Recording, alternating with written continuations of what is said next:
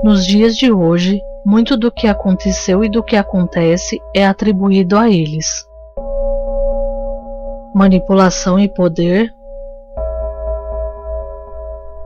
crimes e desastres, controle. Mas afinal, quem são eles? Sociedades secretas. Os Illuminati. Parte 1. O termo Illuminati vem do latim e significa iluminados, sendo que Illuminatus é a forma no singular e significa iluminado. Ao longo da história, muitos grupos utilizaram esse nome, mas ele é mais usado para se referir aos Illuminati da Baviera. O grupo foi fundado no estado da Baviera, na Alemanha, e, embora existam divergências, a data de sua fundação mais provável é 1º de maio de 1776. O criador da ordem foi Adam Weishaupt, um homem de descendência judaico-alemã que recebeu educação católica.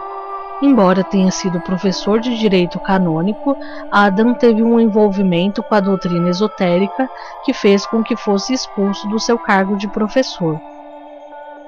Nessa época, ele já tinha em mente conceitos que evoluíram para a forma dos Illuminati da Baviera.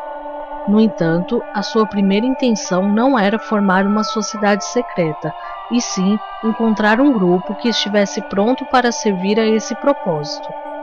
E uma organização como a maçonaria poderia ser a ideal. Mas antes de comentar a sua relação com a maçonaria, é importante conhecer sobre quais pilares seria construída a sua sociedade secreta.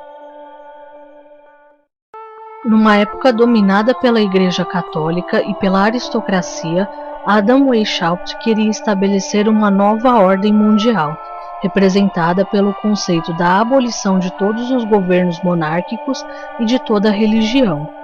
Nesse novo mundo, cada homem teria a mesma importância, sem discriminação de classe social, nacionalidade, credo, ofício ou mesmo raça.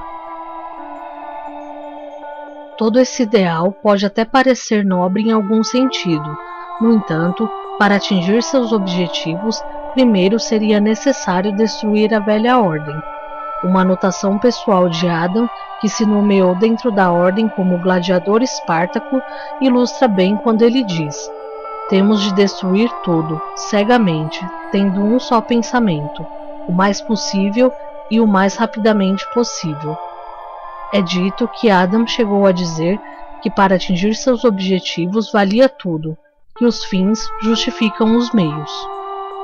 E somente depois de conseguir estabelecer essa nova ordem é que o homem poderia viver sem a figura dos governantes e da igreja.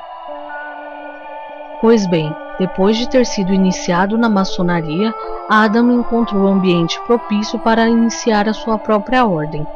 Uma pessoa que teve um papel importante na ordem foi o escritor alemão Adolf Knigge, um maçom e um homem muito influente. A sua presença entre os Illuminati foi essencial para que eles pudessem acessar com facilidade as lojas maçônicas e trouxe certa publicidade à ordem.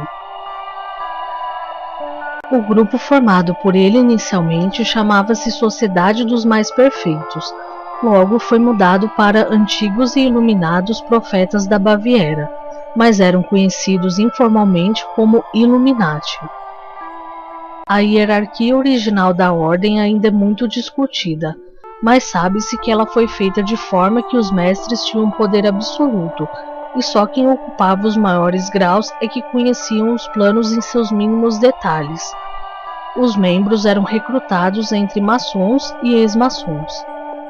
Os Illuminati da Baviera começaram apenas com 5 membros e logo chegaram a 2.000. Eles conseguiram estabelecer filiais na maior parte do país e atrair literatos de renome. Historiadores dizem que Adam nunca quis uma organização numerosa, mas que só aceitava pessoas bem colocadas social e economicamente. Seus recrutados eram uma parte considerável do poder. Mesmo com o ideal de destruir a monarquia, muitos nobres aderiram à ordem. Esses novos membros sabiam que um dos propósitos era substituir a velha ordem reinante por uma nova, e que eles mesmos seriam uma espécie de comando. A ideia dos Illuminati era se infiltrar na administração do Estado e fazer com que a aparência seja a mesma, mas que as coisas sejam diferentes. Agindo sorrateiramente, eles conseguiriam estabelecer a nova ordem mundial. E para isso, decidiram infiltrar primeiro seus membros na maçonaria, pois eram pessoas acostumadas a agir em segredo, etapa na qual Enkidu teve grande importância. Até esse momento, os Illuminati da Baviera viveram sua grande fase, mas logo veio a queda. Entre os conceitos criados por Adam, alguns deles iam de encontro com os da maçonaria. Um deles que se destaca é o fato de os Illuminati terem essa filosofia antirreligiosa, que não fazia parte dos pensamentos maçônicos, que não só acreditavam no Ser Supremo, como combatiam o ateísmo. Mas essa junção seria conveniente para Adam e, numa atitude ousada, em um evento em julho de 1782, quando várias lojas maçônicas se reuniram, tentou controlar todos os ramos europeus da organização. Porém, ele não obteve sucesso, e frustrado, seu parceiro Adolf Kennedy, a essa altura já incomodado com o autoritarismo de Adam, renunciou. Os Illuminati da Baviera enfrentaram denúncias, tiveram parte de seus planos descobertos e passaram a ser vistos como uma ameaça. O golpe fatal veio quando o arquiduque Charles Theodore, em junho de 1784, pressionado por reclamações e sinais de opositores dos Illuminati, proibiu que qualquer tipo de grupo fosse criado que não obedecesse à legislação vigente. Adam foi exilado e passou a educar o filho de um membro da nobreza que era um Illuminati. Porém, muitos acreditam que ele levava uma vida dupla e que continuou a cuidar dos interesses da ordem. Em 1785, iniciou-se uma perseguição. Membros superiores da ordem procuraram refúgio nas lojas maçônicas, ao passo que muitos membros inferiores foram presos e torturados. Depois disso, oficialmente os Illuminati não existiam mais. Mas a ideia de sociedades secretas conspirando para derrubar governos e a Igreja persistiu. Até aqui, vimos um pouco da origem dessa sociedade secreta que se tornou tão popular nos dias de hoje.